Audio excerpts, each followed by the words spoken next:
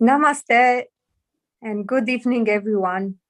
I'm greeting you all from all around the world, and we are very happy to restart our session every Saturday. And I'm greeting Sraddhalu. Namaste. Namaste. Happy to be with all of you. So we are picking up our theme, The Secrets of Occult Science. And during our conversation, please, you may freely ask questions in our chat box on YouTube. We are exploring this very interesting subject, and today we will take a few questions that we received from our viewers. I will start with a few questions that we received from Nina. In the case of multiple personality, you stated when a diabetic personality comes forward, do you mean the vital being which is possessing a human could be diabetic? This is confusing to me. How can a vital being be diabetic? It has no physical body. And the second question, how to make changes in the energy body or subtle body to change the imprint of disease in the energy body to cure the physical body of any disease?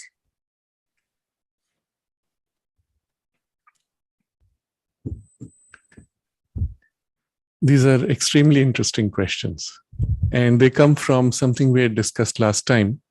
You will recall I had spoken of cases of possession where when the personality which was possessing replaced with another personality, the biological appearance also changes to some extent, sometimes even with the color of the eyes changing. But even that illnesses can change. The person becomes diabetic if the inhabiting personality is diabetic, and so on. So this is in continuation to that. Diabetes, if you think about it purely as a biological function, should not be an issue in the subtle body. Yes, in principle. In the vital body, at least, it won't be. It may have other issues which are relevant to distortions of the vital energies, but not necessarily this. So how can this be? That's a very important question. I'm going to point to it maybe in 2 or 3 different ways. And which of these it is, or whether it's a combination of these, I cannot say for sure, because there could be some variation, not just with diabetes, but with many things. So first of all, recall that all biological functions are driven by energy flows. So if you look at your general nutritional process, you take in food through the mouth, it goes down a tube, it goes through a kind of a breakdown process, separation, and then absorption, and then whatever is not absorbed passes out. So there's an energy flow going in and then going out in with tubes. In between are changes taking place energetically to break down, to absorb, to separate, or even to throw some material in, to modify, and so on. If you think of it purely as energetic processes, they're taking place at a grade which is physical and yet energetic. Energy guiding physical process. That energy is then held by other energy flows. Now, in the Hatha Yoga tradition, they speak of 5 flows of energy within the system. Prana and Apana are the first 2, the taking in energy and the expelling energy. And the Apana is the one which throws out. But in the first movement of taking in, the prana energy itself has multiple facets. But then, finer grade behind that, which holds the idea of the energy flow, intention. And finer grade behind that, which is like a template. So there's a continuum of gradations. On which of these gradations is the knot or the distortion? That's the first question one would have to ask. If it's close enough to the physical body, it may not be diabetes per se, but it may be an energetic distortion corresponding to diabetes. So if you look at the root cause of diabetes, I had done a pretty detailed mapping of many of these diseases with their root psycho-spiritual causes. And two of the things which stand out with regard to diabetes is, one is inability to absorb positive experiences or to enjoy life. This was one of the characteristic. And sugar, in that sense, as a quality, represents a certain enjoyment of life. And when you have this relationship with the world and with yourself and with the whole idea of enjoyment, which is somewhat distressing, that you feel odd, you feel uncomfortable with the fact that you can enjoy life. That is the energetic distortion or the psycho-spiritual distortion, which then takes on the form which is the diabetes. Or there are some other symptoms I do not recall now in detail, but I had mapped it out in some detail, and several other illnesses, because this was as part of a project for therapeutic healing using psychospiritual methods. But also, I yes, remember very clearly when I learned this subject, the resistance because it's insulin resistance actually, yes, which is related with our yes, struggles to resist changes and many a kind of a resistance or even refusal to Yes. accept enjoyment. If I recall right, the second thing had to do with something to do with the past, a past which is not assimilated into the present. Now, all of these actually represent psychological tendencies which then modify energy flows, not just in the food flow, but in the general imprint of your energy in relation to life. That general imprint reflects in the food flow to create the pattern that is diabetes. Now, this is just to explain that the root cause need not be the physical process of diabetes, but the psycho-spiritual or energetic process behind which modifies the physical process. So this is one aspect of the question. I'm going to show a couple of others. The second aspect is a certain pattern of habit of energy flow. You have that habit, a certain state, attitude, without going into specifics of the deeper psychological roots. Just here in the body is a rhythm of a habit. And if the inhabiting personality comes who, well, let's say infuses a certain rhythm of habit, it's transferred. So I'll come to that in the third example, how that happens. But it could be the reverse, that the biology has a habit and the inhabiting personality does not have it, and therefore neutralizes the habit. There could be combinations there, but still, how does a habit come in with a possession? So here we come to something very interesting, and it goes into an aspect of occult science which is a bit not so comfortable. And so you will understand why when I describe what happens there. Remember that we live in a continuum of gradations of consciousness, but also gradations of substance. From the physical to the vital are gradations. The physical turning to the vital, the physical turning to the mental are two particular gradients of substance. Similarly, the vital turning to the physical, the mental turning to the physical are two gradients of substance. At some point, the two connect. If you go close enough to the physical, there's a whole substantial layer which is close to the substance we have referred to before as ectoplasmic, which is used for materializations.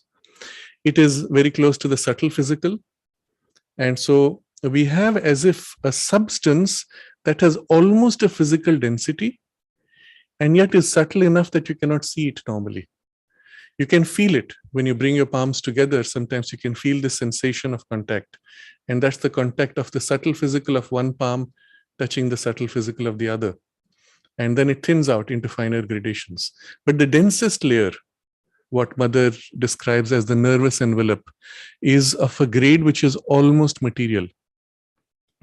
That part actually permeates inside the physical body. So a little bit extends beyond, but the substantiality of it and the most dense part actually permeates inside and becomes ectoplasmic substance.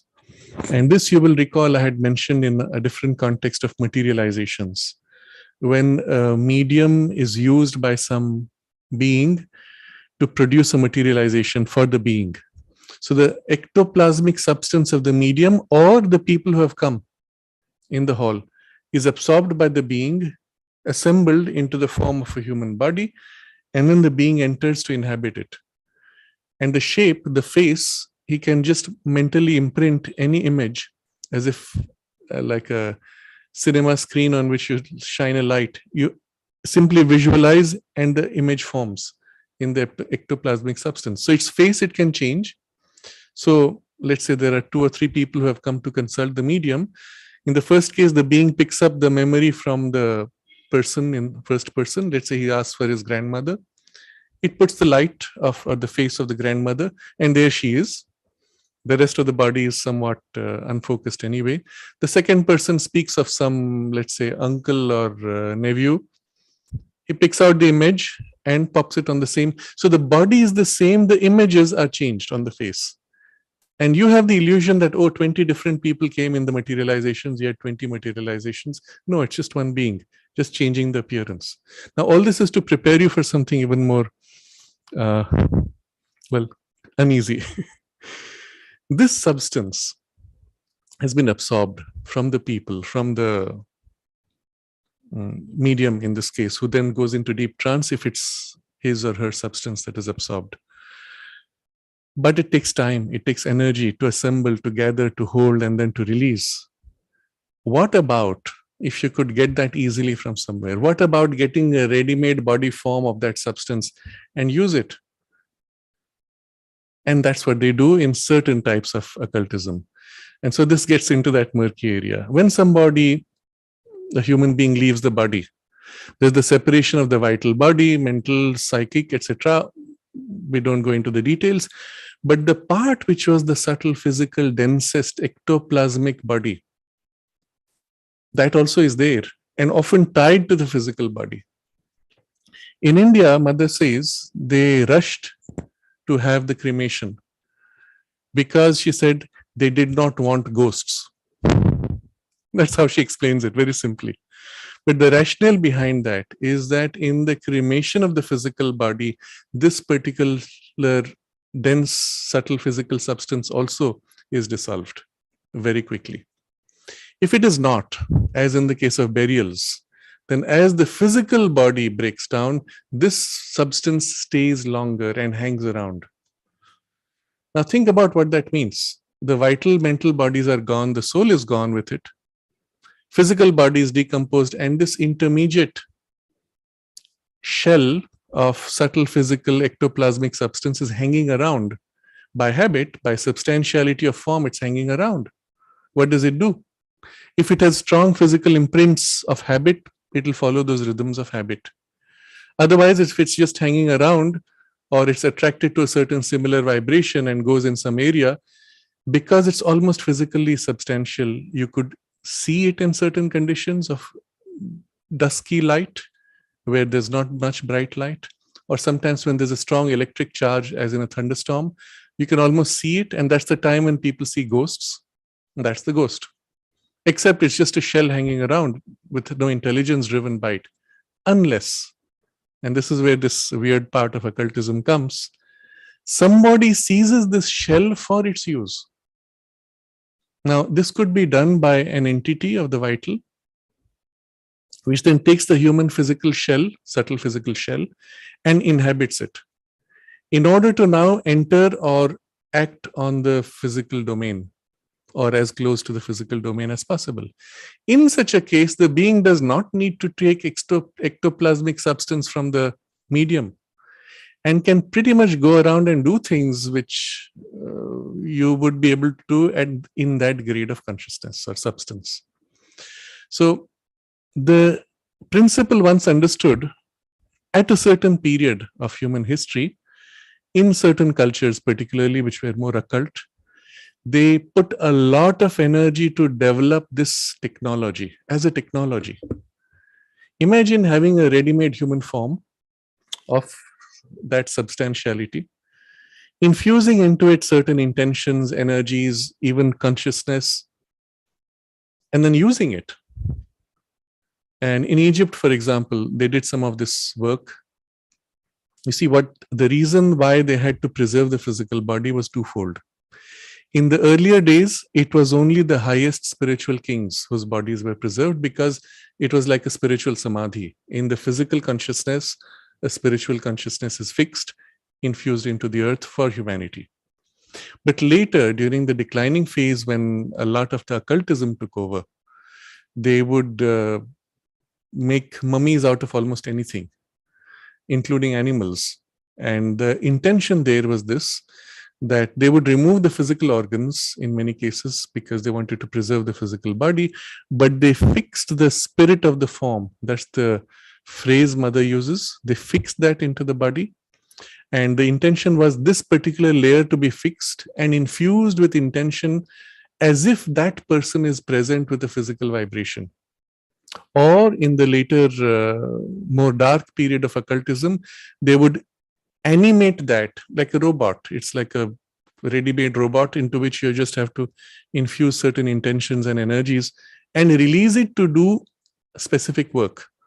So you could robotize it with a mission, go and harass that person or go and execute this task. And it's like a thoughtless body. Robot would be the best example as an analogy, and released working on a subtle physical domain. Or it could be assigned the task of protecting a certain space, which is what happened also in certain cases where the other higher beings would be buried in a tomb. Some of their assistants or circle of family, if they had passed on also, they would be put as guards, or some other elements would be put as guards in a subtle physical body. Again, the soul is gone. It's only this robotic, subtle physical substance that remains. And so assigned to this would be a certain vital energy in the form of a curse or in the form of a protection to prevent intrusions coming in.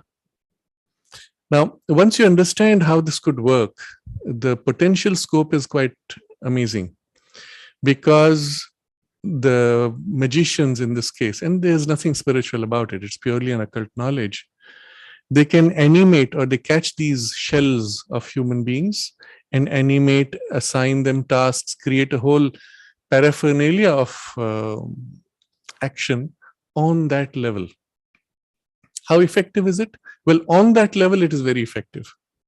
If you come to a purely physical level, if such an entity were to come, well, a bullet could be used to knock out a human being who cannot be protected by such an entity. But on an occult level, such an entity could be used for protection of spaces and so on. A lot of it in the black magic was used for harm. So this is to explain that shells are available. And this is the reason why in those types of occultism, going to a burial ground is useful, because that's where you find these shells hanging around. So you basically catch a shell or invoke a being, and it catches a shell and then uses that to do its work. If a vital being takes on such a shell and then uses it for possession or other purposes, the tendency of that shell would still carry the health, disease, and other characteristics of the personality of the shell, including the illnesses, including the diabetes. So this is an interesting thing to observe. The vital being doesn't have diabetes. The shell it has taken on has diabetes, and that's the grade which is very close to the physical. And when that joins with the physical, of course, the diabetes is experienced in the biological body. When that separates and is replaced by another, the diabetes is removed from the physical body. Now, all this is to explain how it could happen, and I've given you 2 or 3 different angles. Eventually, it all boils down to the grade on which the diabetes pattern is held, how close to the physical. And as I said, there could be finer gradations which are more psychological, or there could be denser gradations which are more subtle physical. Any of these could be a cause or a combination of these. So I think this takes care of the first question. The second question now logically follows. How can you? Yes. Maybe I will repeat the second question because I didn't complete her question. How to make changes in the energy body or the subtle body to change the imprint of disease in the energy body to cure the physical body of any disease. And then she mentions changing manually the fascia that holds the shape or posture of the body results in a pain-free or a disease-free body, as well as a disappearance of psychosomatic issues like depression, fear, anger, paranoia, lack of courage, mental or emotional trauma, etc. It also elevates the chi, but it works mostly for bodies having musculoskeletal disorder imbalance or psychosomatic issues. Not sure if it works for psoriasis or diabetes. And then her question, does it mean that changing the shape of the physical body helps to bring changes in the subtle body or affects the chakra? Mm-hmm. Yes, so it follows logically. The proper understanding of this still requires for us to understand these finer gradations and the continuum of substance. So in this case, the example she gives is if you change the posture of your physical body, it can actually change many energetic flows. Let's say you go to some meeting where you are feeling a little hesitant, or you lack courage, you lack self-confidence, you will tend to find your body slumping. The shoulders bent forward, the neck tilted, the spine curved, and your hands turning inward. Your feet, instead of being parallel, would be turned inward. If you're going to a place where you're full of enthusiasm and optimism, your feet would be turned outward, your shoulders would be open, spine would tend to be straight, head would be looking up. Now, the posture is modified by your state of emotions. But the reverse also happens. If when you're feeling down, you're slumping, you're hesitant, unsure, you put up a pretense. Push forward your chest, open your shoulders, open your feet, open yourself energetically. The act of opening physically also opens you energetically, kickstarts the flow of positive energies, and you actually begin to feel more confident. Not totally, but at least in that layer of energy which is kickstarted. That then ripples through other layers. Eventually, perhaps even it changes your mental state. So it's in fact taught in many of the training programs for self-confidence. They will tell you, take a posture of confidence and you will feel confident. Biologically, they may say it is your posture causing the shift in emotions. But we know that in fact, both are interrelated. This causes that, that causes this, but the subtle is always greater than the physical. Use the knowledge to change your emotional state, but recognize that the emotional state can have much more and longer lasting effect on the physical state. So in this case, if you remained in a state of unsurety, pessimism, or fear, your posture may take that position, but internally, energetically, processes in the biology also go in that direction. In time, if you do not correct energetically, even if you correct the external posture, the internal processes will tend in the same direction. On the other hand, if you make an energetic shift within, it will ripple out, all those internal processes will change, and your external posture, behavior, emotions, sensations, all of these will change also. So recognize the two-way link between these layers, and it's a continuum of substance, remember, all the way to the mental. Rippling through from the higher to the lower, lower to the higher, from the inner to the outer, and to some extent outer to inner. So this is first as an understanding. So the question is, does it mean changing the shape of physical body helps to bring change in the subtle body? Yes, to some extent.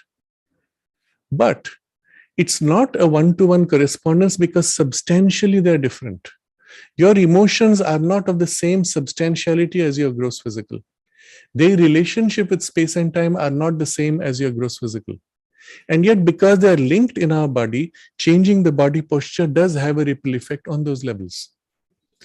On the other hand, on those levels where there's a far greater plasticity, if you bring about a change, the inevitable change in the biology is also certain, but takes longer because the biology is more resistant. Now, all this is to explain that you have this relationship and the nature of the relationship. The question now is how to make changes in the energy or subtle body so that you can change the imprint of the disease in the physical for any disease. In principle, simply a shift of state of consciousness. In principle, because you are not able to access all the states of consciousness or all the gradations of consciousness within you. When you make this shift, you say, I'm going to feel optimistic and will yourself into an optimistic poise. It is still happening on a very superficial layer of your emotional and mental consciousness. There are degrees, gradations, finer layers behind. In fact, that whole inner range of the inner vital, inner mental is enormous, of which we are only conscious of the proverbial tip of the iceberg. But iceberg is 1/10 of the size of the ice below. Here it is 1/100th what we are conscious of. So what you're changing is a very small superficial part. What about all those layers? Where you have, I will use the word accumulation of all past habitual tendencies. So let's say since my childhood, I was timid. I tended to shrink, which was reflected in my biology posture. Now, in the last, let's say, 2 or 3 months, I have begun to be more assertive or trying to be more assertive and optimistic. I make a shift consciously. The tendency percolated across all those years in those deeper layers of which I'm not conscious, that tendency is still there. If I keep my external change long enough, because there's a will, there's an intention, there's a concentrated tapas, remember this word, and a faith, yes, I am feeling better. The combination of these two begins a process rippling through deeper, deeper, deeper until, let's say, 5 years down, you'll find your illnesses have also gone or reduced enormously, depending on how deep and where the cause was. Remember these two words? They are at the basis of what we have described as the direct method of the yoga. This is at the root of everything. If you can tap within you the part that knows what it feels like to be healthy, concentrate on it until the healthy experience now begins to replace the unhealthy experience. You've already cured immediately in that part, and to the extent that you've changed, you've already cured it.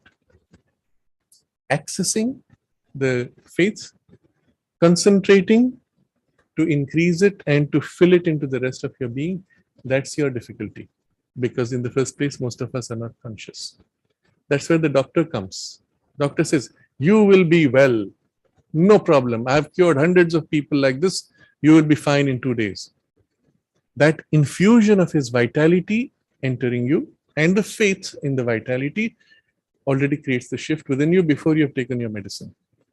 You feel the change happening. And you know before taking medicine that this man will cure you. Why? Because you can feel the faith that you are lacking. Or rather, the faith which is inside you, which you're not conscious of, resonates and wakes, and you can feel the waking of it as, I know I will be cured. But still, your concentration is not there. His effort, his will, combined with gradual concentration of your part. Well, every day do this exercise, take this medicine, repeat these words, do this ritual. That's the indirect way. So the real problem is this. We don't have access to all the layers vertically, from the densest to the subtlest, and then internally, in the inner layers where a lot of the accumulation of past habits exists. So how to make the change? The primary means are our direct means for the yoga. Indirect means, now you can see how it can be easily modified to any technique. But in the gradations most material, where your psychological influence or awareness is almost completely inaccessible or subconscious or unconscious, in that most material layer, in the substantiality of it, there is a faith. And that faith is what makes it behave in response to certain external stimuli. Meaning, if I eat this plant, I will get well. Or this vibration coming from the plant will give me the change that I need, which I'm unable to do on my own. Replace plant by concentrated extracts of those vibrations, which we call medicines or pills. So where your mind top down and your emotions are unable to reach an external support, it does exactly the same thing with the faith and concentrated will, but using its grade of vibration. If you think about it in this way, all disease, all illnesses, all distortions in your biology and psychology can be corrected if you can tap all these levels at the same time and go deep enough into the inner layers. Everything can be corrected principally with the same process and technique. To assist this process, you may use different kinds of interventions on different levels. So on the mind, a certain intervention which is more appropriate for mind. In the emotions, different. In the life force, which is more material, a different type. In a subtle physical level, perhaps a different kind. In the most material, perhaps a different kind. But if you could make yourself conscious all the way down to the most material, then a simple infusion of the will from there with a concentration of the faith, the deeper memory of the state of well-being would be awakened and the cure would be there instantly. The same thing that happens when that vital being using a subtle physical substance imprints by an external force and therefore temporary, it gets pushed out and things are back to what they were. The same result would be had directly by an action of consciousness in which the physical consciousness would yield in a way that it could yield permanently, and the change might be permanent. Is this possible? Yes. To what extent? Depends on your power of consciousness and its reach. Now we'll come to something very interesting and you'll be surprised at the conclusion we come to. Your mind, for example, can only go so far. Its capacity to change is also only that much limited. Let's say you increase it, amplify it enormously.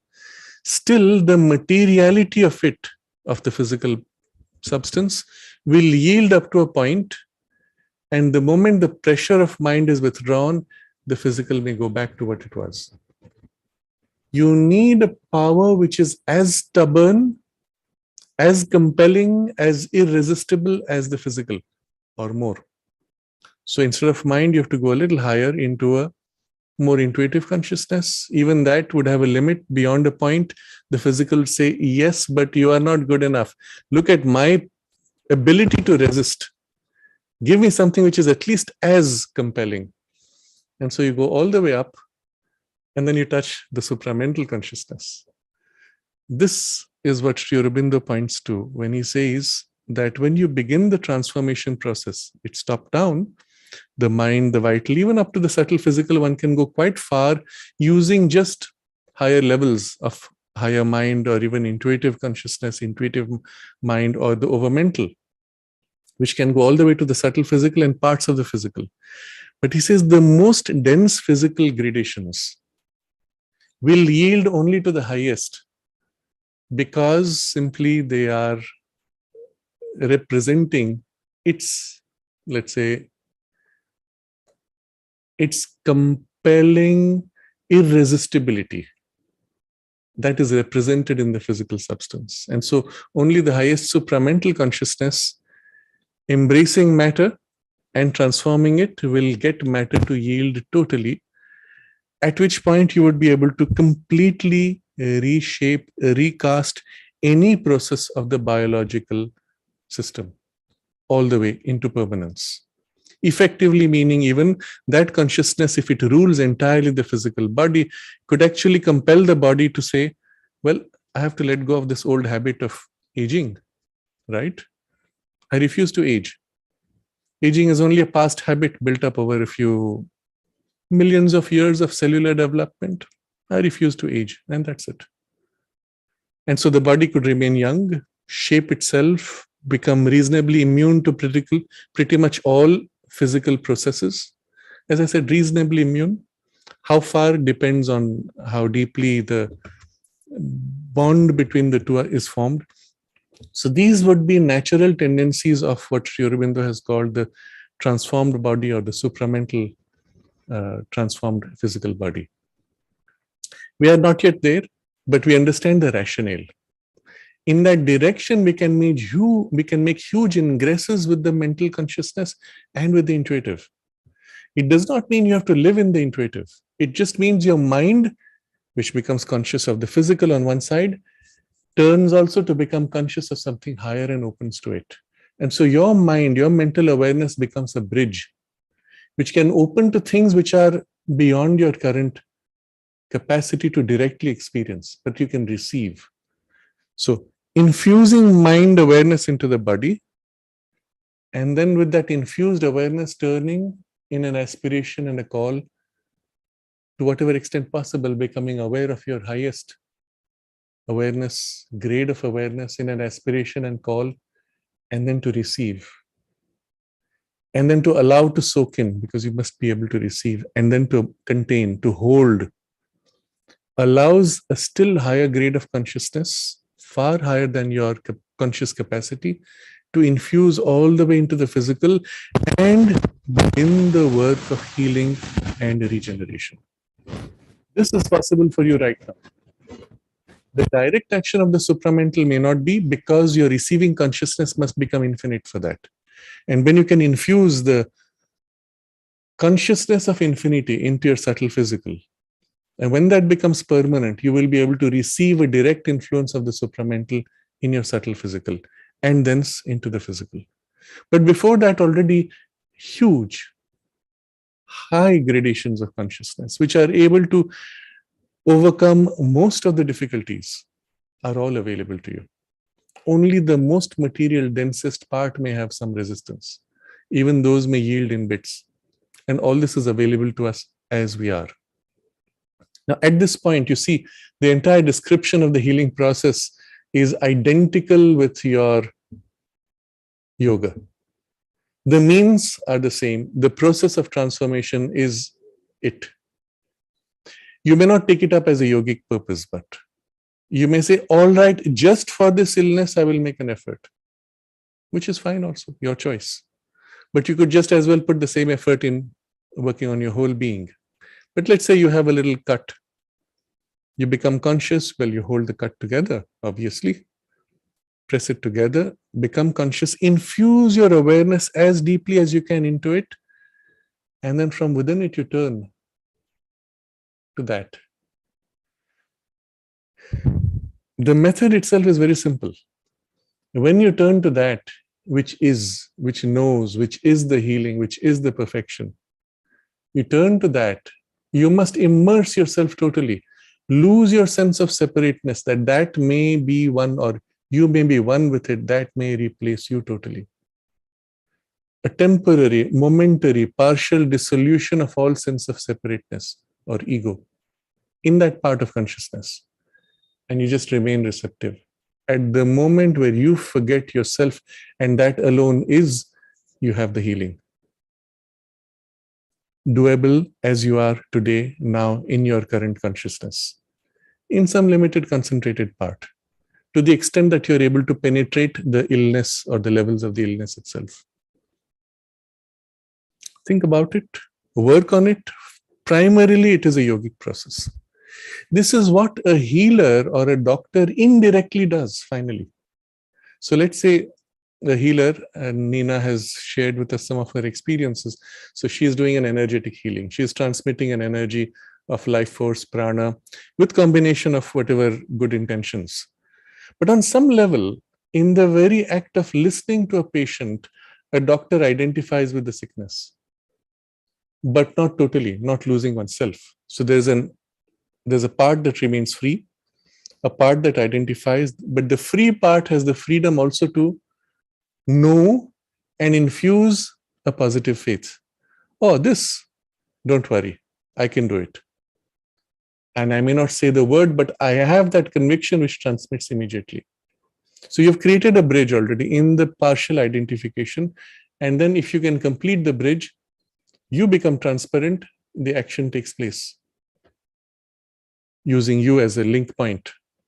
Or you may remove yourself entirely. Infuse a consciousness, open it, and remove yourself and allow the force to act, which is a better way.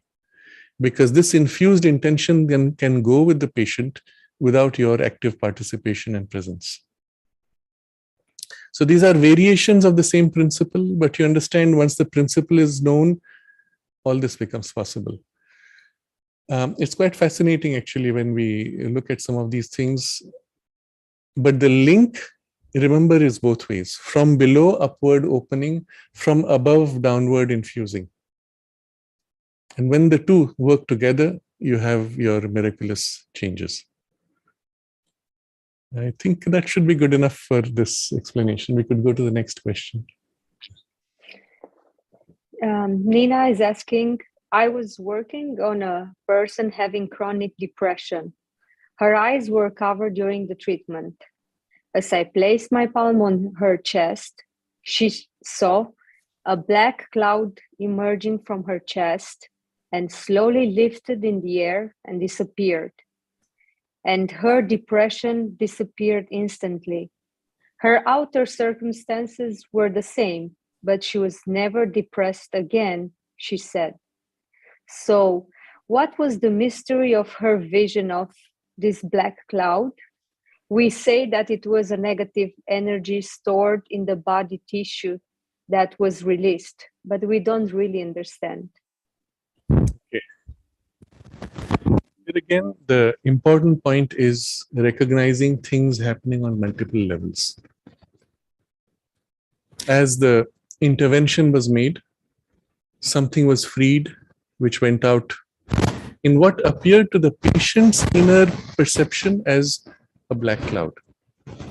It's very interesting. It does not mean that you have to have subtle sight like what is often described in clairvoyant people. They say, oh, I see red color, I see some shape of the aurora. One doesn't have to have that ability. You feel a qualitative substantiality in the experience. You feel a heaviness or a dullness, and then suddenly the heaviness and dullness is released. You feel it as it lifting, as if moving away. And to the internal qualitative perception, it felt like a heavy, dark, unconscious, or even negative quality of energy, and it just drifted off. You knew it only when it went off. As long as it was identified with you, you could not distinguish. You see, that's where the faith factor comes. If you can remember what it felt like to be free of it, that awakening pushes out the negative faith, memory, habit. But in this case, it was done by the healer, infusing, invoking, or putting a positive intention, and that negative thing dispersing, shifting, and moving away, and then dispersing, was perceived by the patient. The healer may not have perceived it, because the healer was not in the experience of the total patient consciousness, was only identified with a narrow intention. Its effect, though, was felt in the patient's aura, in the patient's consciousness more easily. But the point I'm making here is, this thing is happening on a finer grade of consciousness, not the physical material. The way we tend to interpret, because we live in a world which is purely physical, or we identify with the purely physical world, we will give to it the idea of an energy that is stuck in the biology. No, it is not in the biology. It was an energetic quality. Again, energy is a word we use because in the physical world we have been taught, you see, with modern science. Earlier they would have used a different phrase. In physical science we speak of an energy. So there's a potential energy which is held. So it gives us a disembodied quality which can be in an object, but we don't have to explain beyond that. Of course, we have explained nothing, we have only described. In an earlier phase, before you had this idea of physical energy, they would have used a different vocabulary. They would say some being or some element or some other pattern of consciousness, whatever the vocabulary of that space, has possessed you or attached itself to you. If the person saw with occult sight, they would still feel this darkish thing sticking. And if you could separate it, you would feel the same movement. Today, because it's the modern science training of this energy phrase, we say energy separating. But what does it mean to have an energy of negativity? You see, you have described something without explaining it. Finally, we'll recognize that all this is taking place in the subtle body, very close to the physical in density, but the actual thing happening is in the subtle. Our perception maps it into the physical, and therefore we tend to try to understand it in physical terms. So the cloud went out, where did it go? We will try to place it in a physical location. If it dissolved, where did it go? What is it made of? No, it's a vibrational quality, energetic quality, which can be reversed, and suddenly it's a positive energy, which can be dispersed and it subsides into something which is a blank. It's not like physical particles of smoke. You go, you blow, and it has to go away somewhere. It doesn't work like that. So the way energy works is quite different. The nature of the intervention is different. So all this is to just explain that although you may perceive things in this way, the actual substantiality and the qualities of that material are very different. I want to quickly take up a couple of questions that have appeared in the chat box. Aditya asks, is accumulation of fats also a distortion of the energy body or energy habit? Yes, to some extent. But again, the cause may not be purely energetic. It may be also energy that is of a physical density. So there are certain hormones. What are hormones? Notice, all hormones are tied to emotions. So they represent certain emotional energy patterns and their most physical concretization. That's why certain hormones don't last. You cannot preserve them easily. At best, you have to freeze them to make them last. They degrade very quickly because they're living vibrations. You infuse that hormone, you have actually infused a certain energy pattern of a very material density, which creates that accumulation of fat, creates a certain sense of lethargy or heaviness. Even the other way it can happen. If you have a huge amount of physical energy, which swells out your subtle body, it's an interesting thing. Your subtle body, or let's say just the subtle physical grade, a dense layer, when you become full of energy, it begins to expand. The physical body identifying with it will feel, oh, I am expanding, and may start adding layers of fat. And it's just an energy habit. So you will find certain people who have strong vitalities tend to swell up, not necessarily in an unhealthy way. It's not unbalanced. It's equally everywhere. They just seem to put on more fat, but also with it a huge amount of energy. It's as if the body wants to burst out with energy. Or, in this case of a hormone or other, there are also energy patterns of a denser grade which are interfering. So yes, one can say everything boils down to such distortions of gradations of energy, but at what level? There's also Aditya's question about this shell thing used by the left-hand path practitioners. It's used in all kinds of low-grade magic, where the goal is to have a near physical influence to help or to harm. in certain traditions, I believe in the Kabbalah tradition, there is the term, I don't remember for sure, but I think they call it the golem. Golem is like a robot. If you read popular literature, they tend to give it a physical form. They will say, oh, somebody put together a mass of clay and wrote certain words on his forehead and it came to life. That's, of course, the basis of the Frankenstein story lineage. But actually, most of the golems are such subtle physical entities. Mother recounts an example. You see, it does not always have to be negative in intention. In the Tibetan tradition, again, they used a lot of this. So, Madame Alexandra David Neal, she was the first European woman to go into Tibet in recent times and became a Buddhist. They accepted her. She learned a lot of occult things from them. And when she met the mother, she confided in her that she had a huge problem, which was that using one of those techniques, she had created out of her own subtle physical a projection, an entity, a being, human-like, which in their tradition they would call a Mahatma. Now, Mahatma is in Sanskrit great soul.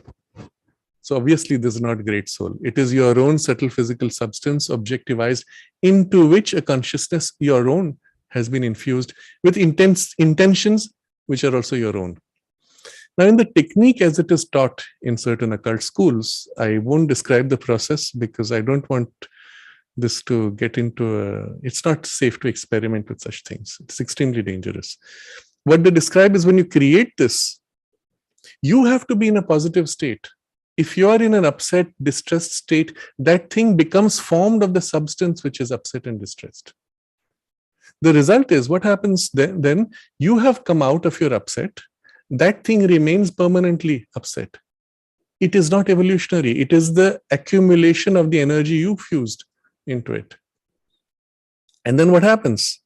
It is your energy. It can't go away. It is tied to you as if by an umbilical, again, not a physical, but a qualitative umbilical, which binds it to you.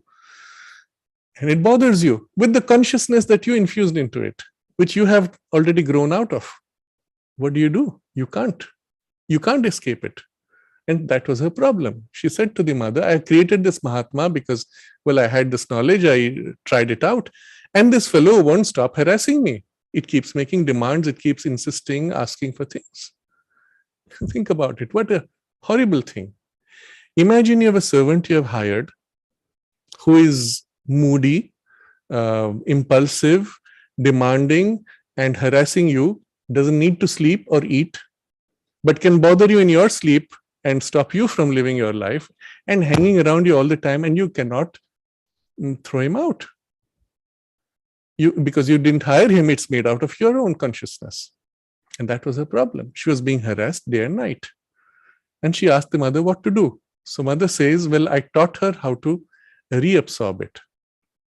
This process is very interesting. It's as if you have put out an energy. Now you have to absorb it back because where else can it go? The problem is the process of reabsorbing is reabsorbing your own inferior grade. If at that time you were in a bad mood, that energy is being brought back into you. You actually get as if infected would be a good word of your own past lower grade of vibrations, but only by completely absorbing it back do you dissolve that form. Otherwise, there's not much you can do to dissolve it. So you can see the rationale for its creation for people who want to do such things, but for what use? Why not hire a human being instead, pay a little bit of money, get the work done, and if you don't like the fellow, you can say thank you and hire somebody else. Isn't it much simpler? I had once met a guy in Pondicherry. He claimed to have acquired some of these little occult powers, including the ability to materialize. He claimed, I don't know if it's true. And then he says, but it's not worth it. It's like you give money to a servant and say, go and buy me soap. Except the servant is invisible. But the thing you have to pay back is such an intrusion in your life that you have no freedom left. It dominates you. So all this is to give the background of the use and misuse of these possibilities. Again, the reason why this knowledge was withheld from public is, as you can see, huge potential for misuse. Imagine now entire cultures who are into black magic, as happened in Egypt, as happened in South America, Middle Americas, and to some extent in North America. Many of these groups, among the Aztecs, they had a lot of this kind of thing, where creating these shells, using them, fighting each other, sending shells against each other, sending missiles of occult types against each other, became the norm. It's being done today also in many places among certain groups. But at the end of the day, it's just lifting the current human confusion to a more subtle grade. Nothing changes. There is no greater freedom. Things get worse because now it is not tangible. You cannot get rid of the problem once created. You're creating in the occult world greater chaos, which reflects in greater chaos on the physical world all over the earth. So understand these are extremely dangerous techniques, but it's the reason why in the transition, and I will say broadly in the last 2000 years, during all these invasions and battles between civilizations and wipeout of civilizations, these kinds of knowledge were also wiped out by a higher evolutionary providence, I will say. So to many, there is a sense of loss of knowledge because there was also good knowledge for healing, which has gone in the process. But if you think about it more deeply, it was worth the loss just to get rid of all this low-grade occult knowledge. What is needed for the future can come back easily by a higher intuition, which will give you greater, more precise, more elevated knowledge also. One more question. How to heal oneself from Bharat? How to heal oneself from worn out spinal disc? You are already at a level which is almost physical. When you say worn out spinal disc, you have to correct first physically, then you can correct energetically for complete cure. But if on the one hand, your spinal disc injury is happening because of posture, you're going to keep hammering away on the same spot. Even as the cure is taking place on other levels, you'll keep hammering away and recreating the disease. So no solution if you do just inner means. First, correct the physical cause. Bottom up first. Get rid of the physical damage or the repeat of the physical damage. Keep your spinal disc sufficiently separated long enough that it can heal and regenerate. That means lying down flat for many days, weeks, while the inner work is done to reheal. And yes, you can rebuild it. In principle, as good as new. In practice, depending on the biology's response to higher energy push. So if your biology is still reasonably young, it can rebuild more quickly. If it has already crossed certain thresholds of degeneration where the rebuilding is too slow, well, you will get somewhat less results. But yes, this would be the way to approach. So I think we can continue with the next question. I will continue with two questions from Trinetra, but I think I will take them separately. Okay. Okay.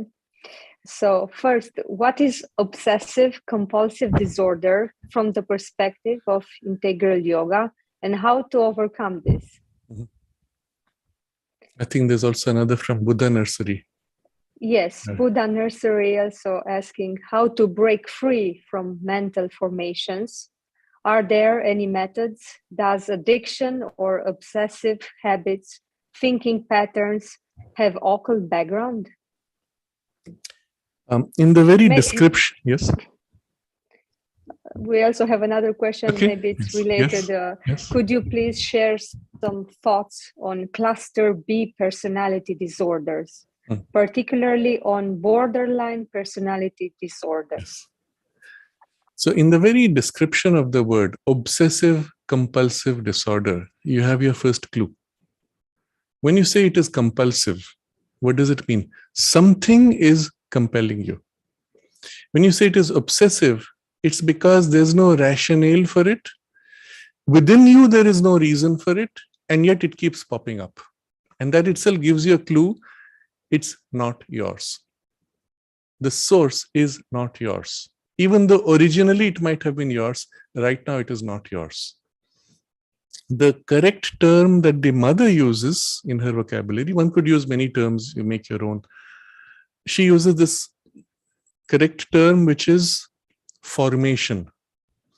A formation of energy consciousness.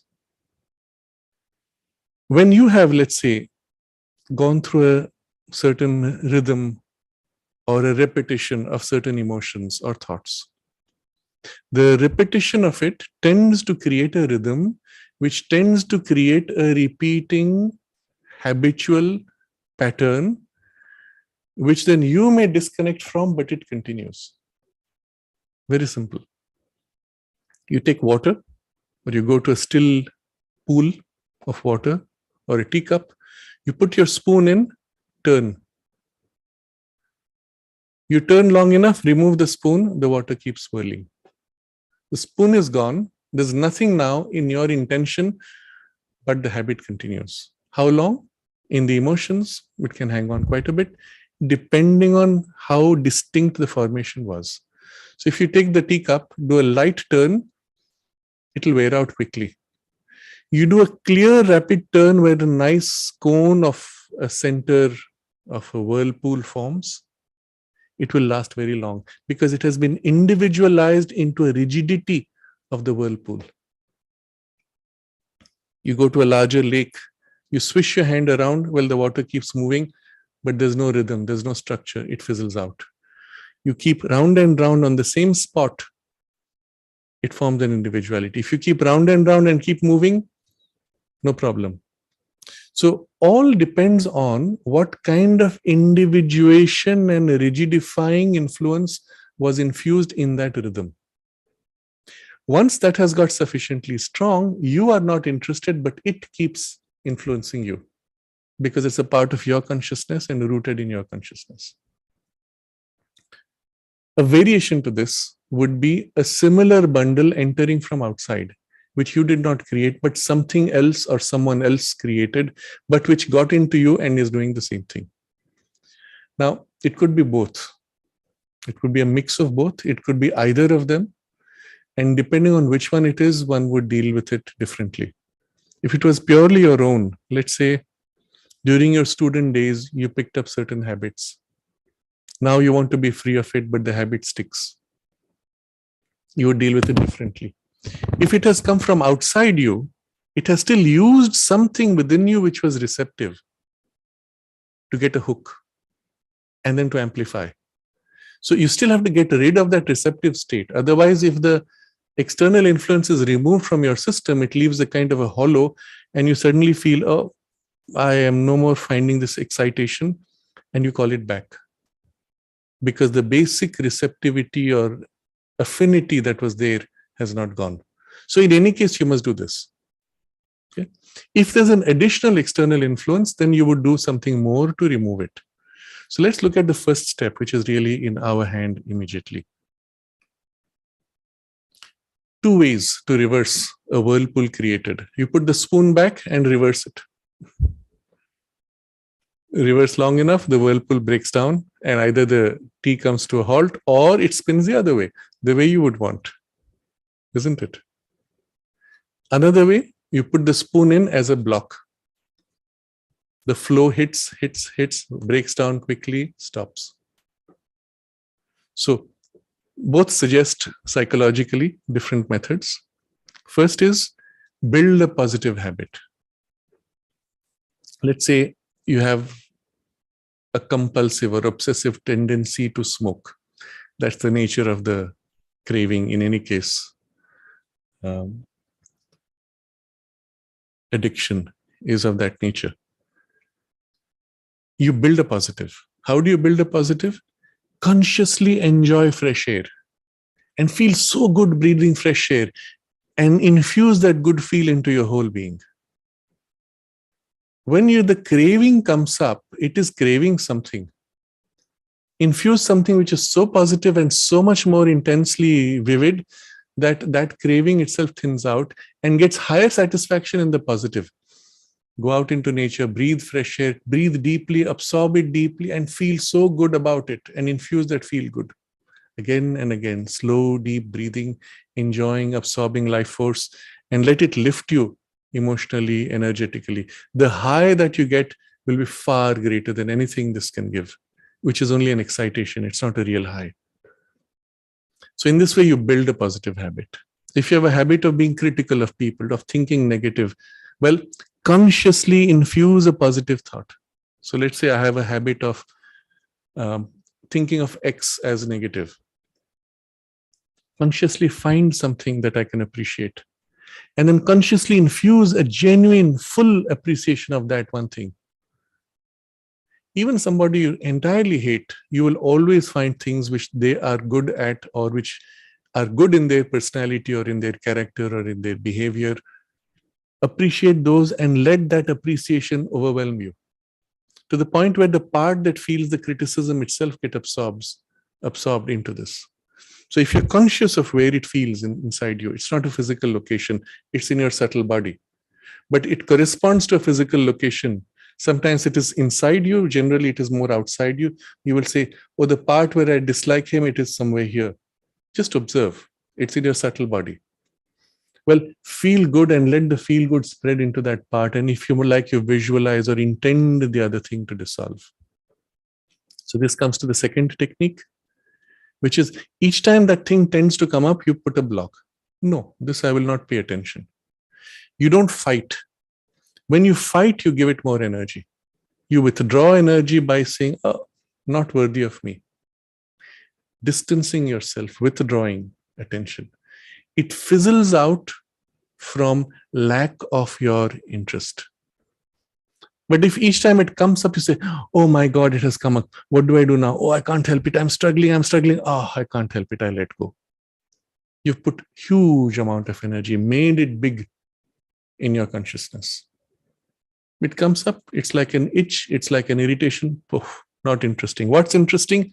Direct yourself into the positive thought, feeling. If not to that person, to someone else.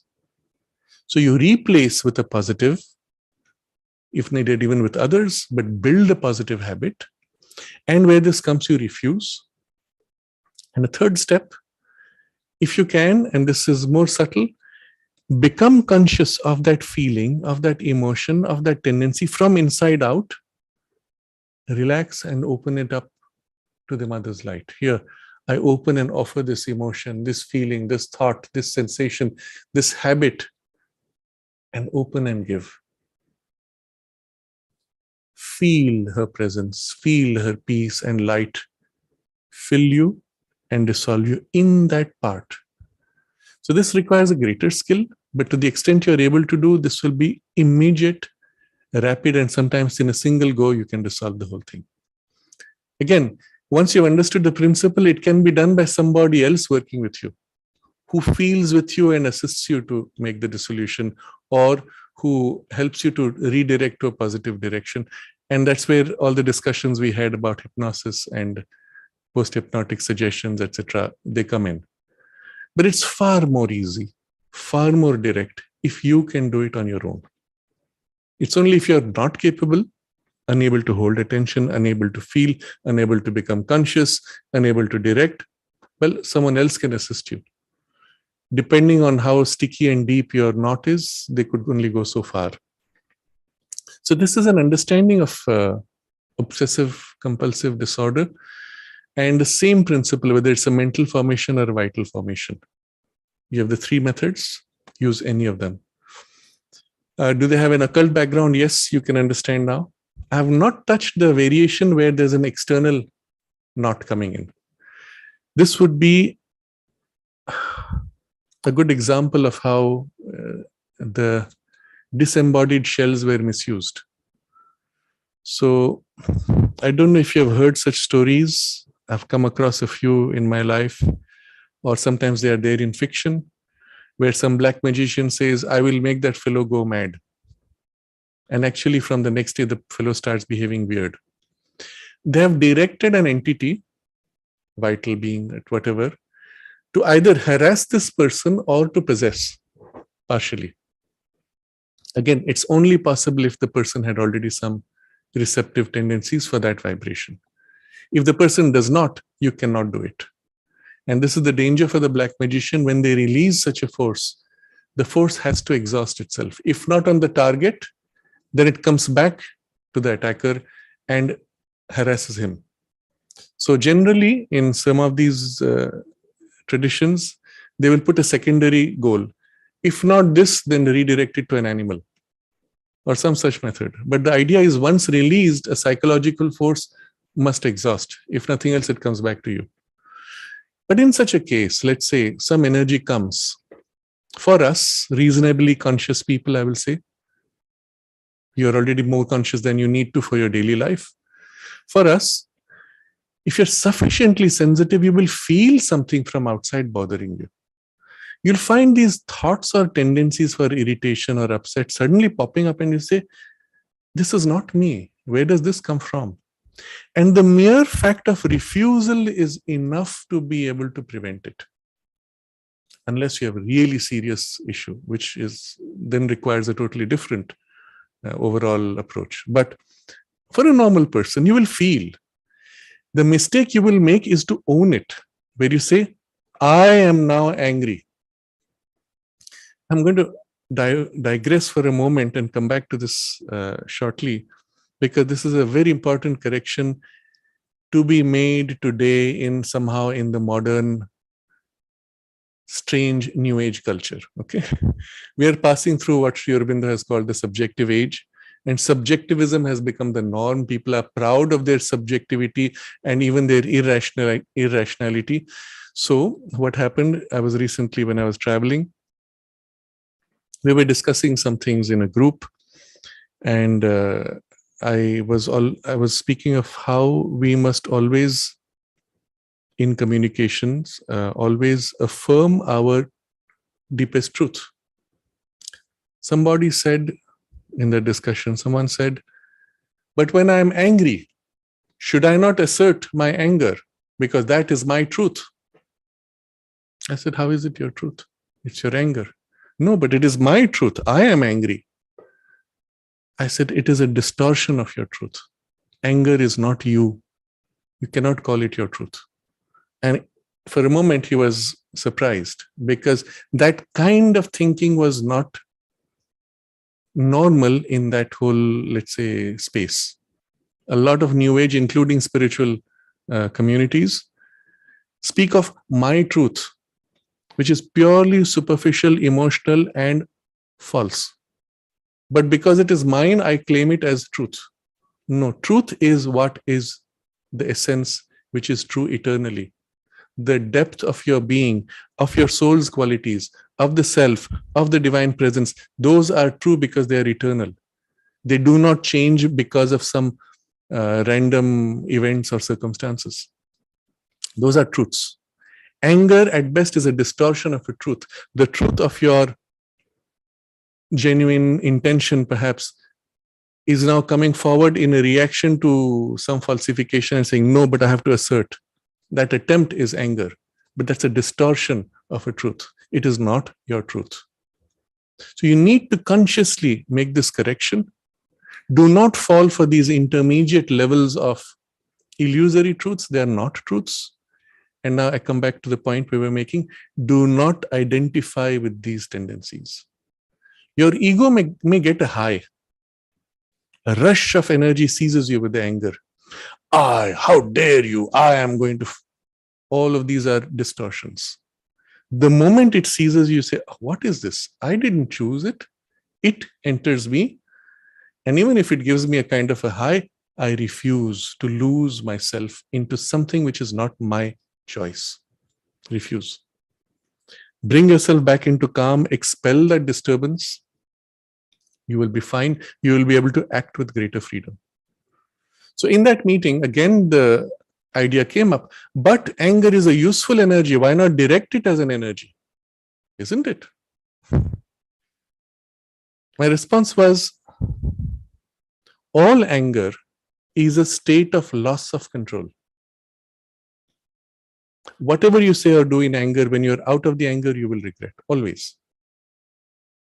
and will have consequences which were not yours by choice.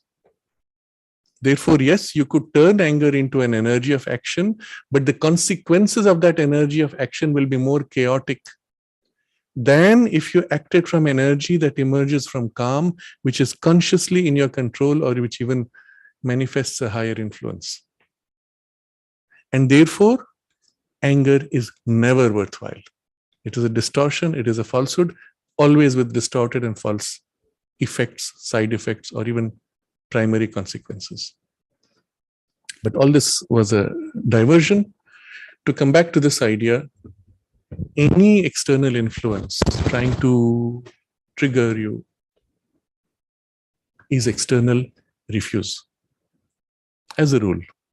Unless something beautiful, high, inspiring comes, which is then from your own higher source, it is not really external, but it is from a height. Those, of course, flow differently. The external influence, there's one more point I wanted to convey.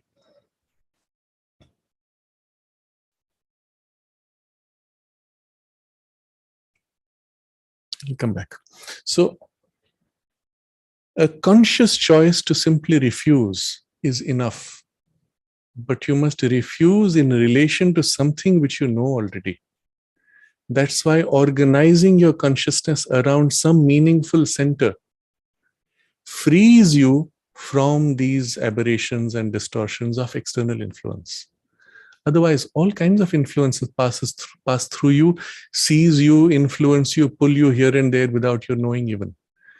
When you have some reference, which is real, obviously the influence of the soul or psychic being, or even a center organized of rationality, which most people don't have. They have rationality, but not an organized center of rationality, which in the yoga we will call a witness poise in the mind, a kind of a Purusha observer status, organized.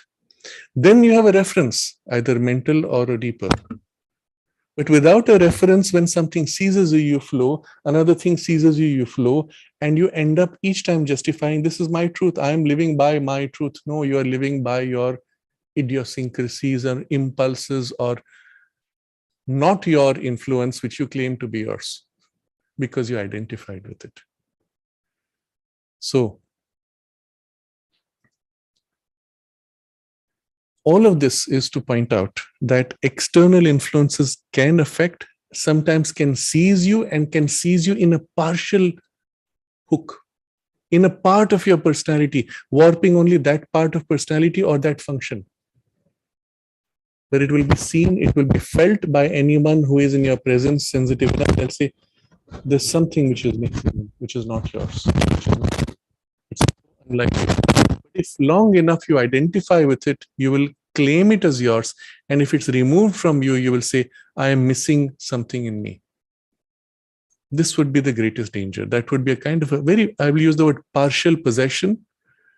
But in such a case, you're not really aware of, is it a possession? Unless you have this reference. Why am I doing this? I don't want to do it.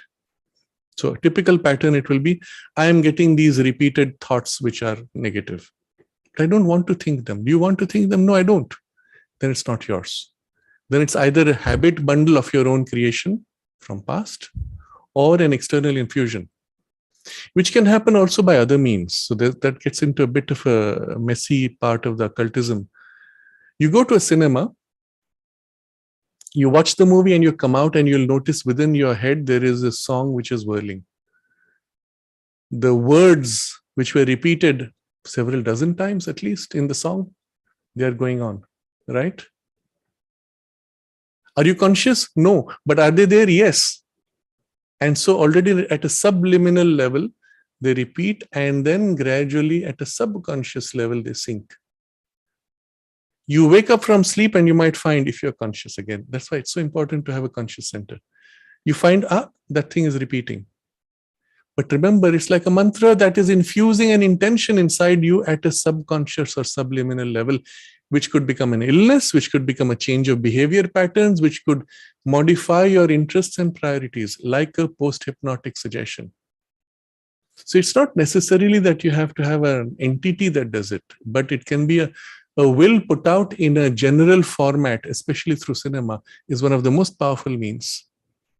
And through music that people listen to when they play music all the time inside their ears nowadays, and especially with children who listen to music without understanding the words. Sometimes the most dark and negative suggestions go in and warp their personalities. And you're not even conscious. So yes, these are also roots for obsessive, compulsive, addictive, and other behaviors. And this is the occult dimension of it. So then I come to the next question, which also Alina just read out, Mohit asking, could you share your thoughts on cluster B personality disorders, particularly borderline personality disorder? So cluster B personality disorders have the characteristic that there is a tendency to be dramatic, to be exaggerated in emotions, to be impulsive, unpredictable in thought or in behavior.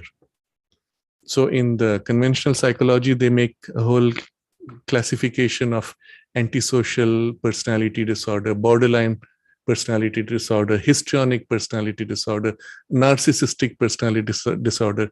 You can make any number of slots to divide. But at the core of it is this tendency to be impulsive, irrational, moody, and particularly this sense of drama and emotionality. If you think about it just a little bit, the answer is obvious. It's all happening in the vital consciousness. All of these characters, dramatic, impulsiveness, moodiness, irrationality, all distortions of the vital. How did it happen? Again, from some past physical habit in response to a trauma or just bad habit picked up from others. Infections picked up from others also can happen. You were friends with somebody who had that tendency. You caught it, infected you. Or by such means through programming or by entities, any of these combinations. What it does though is warps the personality on that grade. Problem is you identified with it and made it yours. So letting go is difficult. The drama which I get in my life by this behavior is now gone. My life is boring. I'm no more the special person that people pay attention to. And then you recreate the behavior pattern just as a way of attracting attention. But the impulse to recreate was not even yours. It was concealed behind, used the hook of your ego satisfaction, but the impulse was hidden. So the nature of the infection or minor possession could be like a little lump ball of energy that has got into you, got lodged in your personality somewhere, and it's doing its thing. But it's not you. First observe, is this what you really want? What do you really want? Make this separation. Then you observe, what is this doing? Rationalize it, separate it in your emotions. So again, the yogic processes bring calm, bring stillness, equality, separate, and then you can use the three methods we discussed, including entering into that and then dissolving it from inside, which is the most difficult, but the most direct. And I mean, the most difficult only from a lack of effort. Once you're able to do it, this is, of course, easily done. But the other two methods, building a positive habit pattern, neutralizing this, withdrawing attention, withdrawing importance given to it. But you must have something else, which is your center. And so I think from this comes naturally the question from Salil. We can just see that. Your yes. Audio, yes. So we go to Salil, or we didn't answer Trinetra. Maybe next time? It's already covered. It's covered. Okay. I wanted to ask if, because it's quite a good question. Yes, we'll come back to that. Finish with Salil. Okay. Finish with Salil. Yeah. Okay. How important or urgent is it to learn to shift the center of consciousness? And what would its role be in terms of evolution, individuality, coming out of addictions, social influences? Yes, so this is what we were discussing. If you can develop a center of consciousness which is more truly yours, it does not have to be the deepest soul, but more truly yours, representing or reflecting the deeper values of your soul, whether felt in the emotional center, whether felt in an observant, objective, mental, witnessing poise, or a combination of both. Effectively, what you feel your deepest aspiration emerging in your personality, and that part where it emerges becomes as if your center. It's the reflection of your psychic being, your soul's aspiration, but in the past part close enough to the surface that you can identify with and organize yourself around this. All these problems become easily dealt with because you know what is yours and what is not yours. You sense things coming in which you feel uncomfortable before you let them in, or if they have come in, you can easily disengage from them and separate and easily get rid of them, therefore, and consciously create or express rhythms, patterns which align to your deeper aspiration. So how important or urgent is it to shift the center of consciousness? Absolutely important and urgent. To each one according to their priority. But from a purely evolutionary point of view, this is the single most important thing that we should be doing. To put it in its most essential form, becoming conscious of your soul's deeper aspiration or presence or influence, whatever way it is. Aspiration means you often think, oh, what does it want to know? What does it feel? What is it as a vibrational quality? Or just feel it as a presence or an influence from deep within you, which is your soul's influence. To become conscious of it and increasingly to refer to it and make it your reference around which all your priorities are organized. Things which feel close, which feel comfortable, which feel aligned, naturally come more in your central priorities. Things which are contrary tend to disperse, go out of your personality, or just become secondary or less important. That's all. First, become aware. As you deepen the awareness or receive that influence more directly, more vividly, let yourself, your life, your personality, your values organize around this influence. Single most important and most urgent. But again, it's a task of a lifetime. Start now. Does not matter how much you're able to access. Does not matter how much you're able to integrate. Let this be your priority. All else will fall into place naturally. We can take Trinathra's other question. If there is someone who suspects he is possessed at the vital or mental level, how does one free oneself? So if it is a total possession, you wouldn't know it because it's not you anymore. You are, so to say, locked within. What may happen is the phrase that I used earlier, that a kind of a formation comes in and hooks into you. Mother has used this very interesting description for certain types of compulsive tendencies. I think it was in reference to masturbation, where she said that once you begin to indulge, it's as if a kind of, you can see the aura like a jellyfish type formation, which extends its tentacles into you and provokes you, nods you, pulls you, etc. So kind of an influence which in the formation itself has a certain form of tentacles. The shape is natural because you have a focal point and then like prods, extensions, which put out its influence inside the personality. I don't know if you've seen in many of the science fiction movies, they tend to often image things with similar image because it's a universal, natural way of representing something which is seen in this way. But the idea is, if it is something external like this, you're conscious, you can work upon it by the means discussed. If there has been a complete possession, you would not know it, it would be too late. So you wouldn't even be asking this question. What do you do to help somebody who has that? It often goes into a domain which is far too difficult to manage without some occult knowledge, if the possession is complete. Sri Aurobindo refers to this. He says, initially the possession starts as an influence and a repeated influence.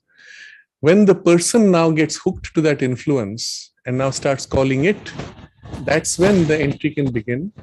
And then there is a gradual warping of the person's personality, and then eventually a complete possession, at which point you can do nothing, except by occult means of a very difficult kind. But before that, at any stage, one could have prevented it. And so if you think there's some such influence happening among somebody in your friend's circle, well, make them conscious. This is not them. It is not worthy of them, that they have to choose which is the direction that they want to go.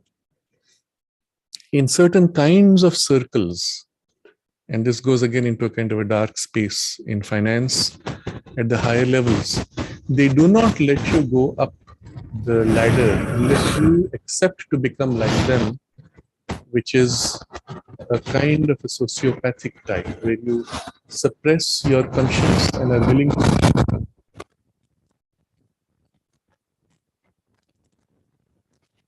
you accept that that process is gradual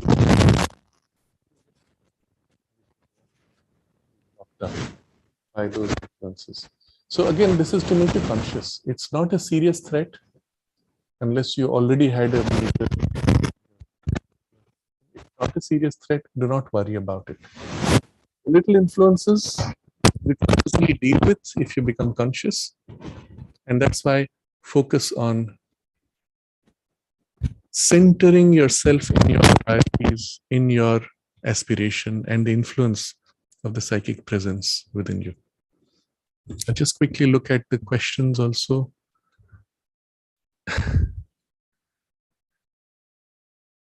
Okay. Question from Dolores. The Russian Revolution of 1918, was it provoked by those beings? Well, behind all revolutions are great, large influences. Whether they were positive, negative, sometimes even positive influences have provoked revolutions. I do not know specifically what was behind the Russian Revolution, but if you look at it from an evolutionary point of view, it's the time where all over the world, kings were being toppled. And it was, I suppose, an evolutionary phase and transition. What happens though, whatever may have been an evolutionary compulsion, there are influences which may step in and seize the movement, seize the disturbance or excitation in a people and direct it into positive or negative directions. And that's easy to do when people are emotionally disturbed. And then, of course, irrational and exaggerated. So I do not know what was the original provocation behind the revolution itself, more like an evolutionary compulsion, it seems to me. But then other beings come in and redirect. A mother describes how one of the Asuric beings whom she converted accepted to serve the divine and then said, I will start a revolution in China. And it said, I will start the revolution through these secret societies. So it was almost as if the power it would have used to create chaos, and now it turns to awaken people, but the awakening is revolutionary. And so there's a chaos of the awakening, but with an intention which might be positive. So Ritu is asking, what about autoimmune diseases? The form of the disease tells you the psychological root. Your own consciousness is attacking your own consciousness. Different parts, different aspects. So the immune system within you represents the part of your consciousness energy which recognizes what is not you and pushes it or protects you from the not you. Things go wrong when you identify a part within you as not you. Then the same system which was defending you from outside you now turns to something which is inside you. That's your root cause of the autoimmune. Self-hate, self-criticism, self-dislike, or a wrong appreciation of something which is positive within you that you now see as negative, which can then build into some kind of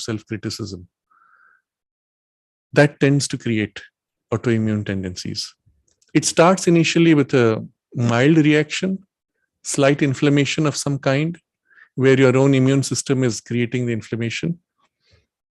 If you do not correct it at its psychological level, the habit sinks, goes deeper and deeper until eventually it acquires a biological, physical, vibrational quality, at which point you will find in the body the habit has got it.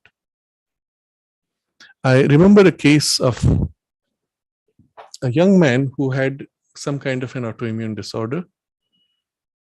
And every time that there was a flare up of the inflammation, the parents would rush, cuddle, pay attention, care for him, shower love. And then when he was better, they went back to their old way and he was left all alone. So at some point, he began to want the inflammation for the affection and attention that he got. He was a young child at that point. The pattern had come up already. One day he said to his parents, "Now I know how to get your attention." You can see at that point, the habit pattern, which was subconscious mostly, had come to the level where it was conscious. And the conscious intention could trigger the whole reaction. I had occasion to sit with him once. At that time, he was also reasonably mentally matured. So I'd explained to him what was happening. After a point, he began to smile because he could recognize it. And then I said to him, "You can make the choice to get free." And he said on his own, he said, "Yes, I know what you mean. I know that I can." It didn't happen for a few years more, but I think eventually in life, he found himself interested enough in other things that this tendency began to fade away. But this is just to point out the key.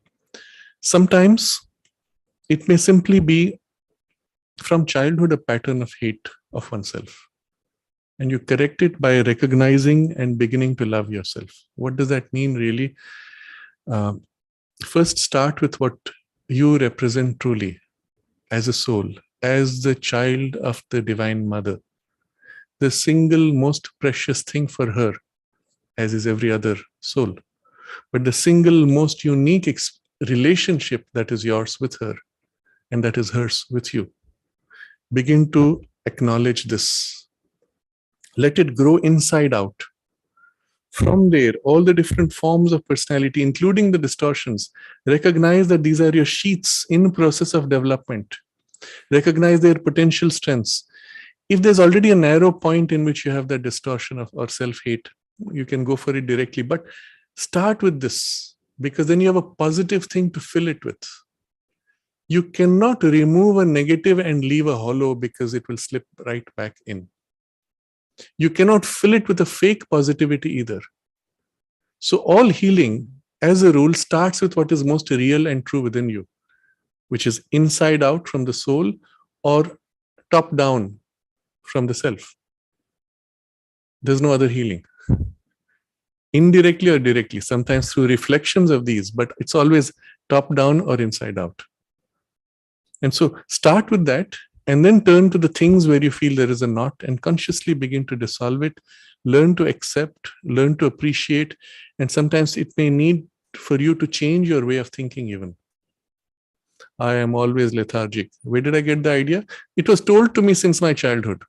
And I've learned to hate my lethargy and feel trapped by it. And that self-hate starts this pattern of inflammation and autoimmune response. Recognize what it is and then consciously say, well, okay, what is this lethargy? What is its positive side? A deep calm and equality. That is the truth behind the lethargy. Let me become conscious of it and remove the distortion consciously. And learn to appreciate that your path was from equality to action, whereas somebody else who was more rajasic had action to equality as their path of integration. And there's nothing wrong with that. It's just your nature was differently formed. And then this part, this tendency, you consciously replace by a kind of a deep love, respect, acceptance, and then turning to the mother's light and peace and love to fill.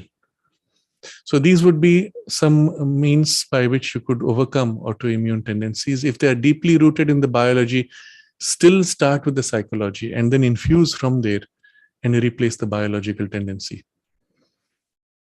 I think this is long enough today. We have actually gone much more than I had intended. Maybe we can do with the closing question. Avigan is writing, how no, can we... From Rupal, no, closing question from Rupal. From Rupal.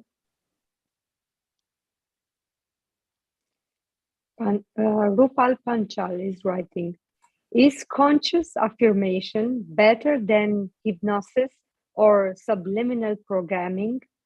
How do we do conscious higher programming with Mother's power acting on us? How do we align with her power with affirmations? Mm-hmm. You remember Sri Aurobindo's observation that one of the means for hypnosis, which was one of the most powerful, is just repetition of certain words or ideas. And we saw how it is used harmfully for subliminal programming and shaping our behavior collectively as well as individually. And can we use the same principle for a higher kind of programming done consciously? If the principle applies on us, why not use it to a positive end and invite a higher spiritual power, the mother's force, to work in us with such a programming, isn't it? How can we align with her power with affirmation? Very simple form of it is the very thing which we call prayer. The form of prayer is that it is repeated. Maybe once a day, maybe 3 times a day, maybe several times a day, does not matter. But the nature of the prayer is an intention from within you rising, turning upward to the divine and opening to receive. You can do it in a formed prayer, or you can do it in an unformed prayer as a pure aspiration, opening, receiving, containing. Whatever works for you. But if in the particular context of the question, you want to do a subliminal programming, then a repetition of the prayer would be one of the best ways. The forms of prayer, again, you can choose your own. What rises from you spontaneously would be the way most effective. But there are also certain prayers you will find that the mother wrote for some people or Sri Aurobindo gave. And when this question came up, it so happened that the same day I had seen this prayer, which I will read out. It is a prayer given by Sri Aurobindo to a disciple. There were other prayers also which he suggested for them to repeat every day. But this is one, since it came my way, I thought it would be a good example of how an affirmation spoken with full concentration and intention and feeling within you as you repeat can open you to the influence and infuse a higher conscious program that goes deep into your subliminal and even your subconscious. So this is a very good prayer as an example. I will read this and we will close with this prayer. And I would suggest, as you listen to the prayer, feel the intention, feel the meaning of the words and the influence of that action within you, consciously aspiring, invoking, and receiving. From Sri Aurobindo, as given to the disciple. Turning to the Divine Mother, it begins, Mother, be with me now and always. Envelop me with your presence. Raise and purify me with your touch. Inhabit me with your living image. Transform all dullness and darkness into bright and perfect faith.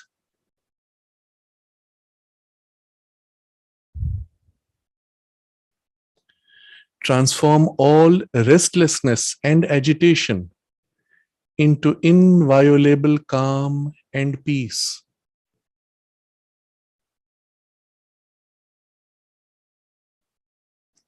Transform all attachment into a deep and stainless purity.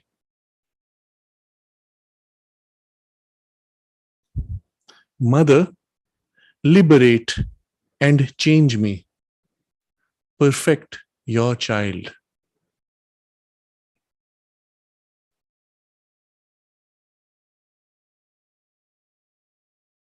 It's very powerful, and I wish I could explain each of the steps, but you will feel in yourself how it happens, ultimately culminating with you as her child. And the whole purpose of your life, liberate and change me, perfect your child. That's it. Everything is included. And all the other changes to be made in the sadhana or through the sadhana, all are included in this, in different parts of your being. So I'll read it again, and this time we will end with a silence and end the session today. And so we'll just say thank you, everyone, for being with us today.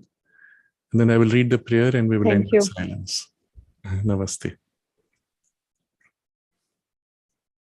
Centering yourself, turning to the Divine Mother. Mother, be with me now and always.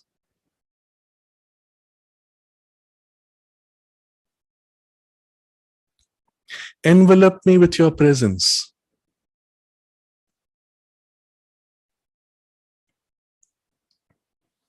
Raise and purify me with your touch.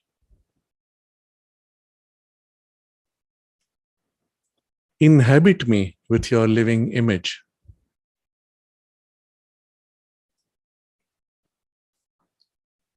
Transform all dullness and darkness into bright and perfect faith.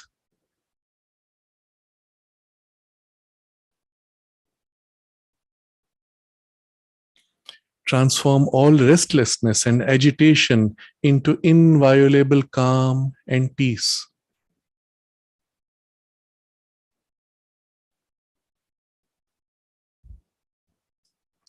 Transform all attachment into deep and stainless purity.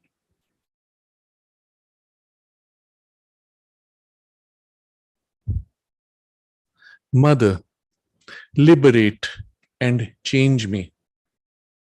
Perfect your child.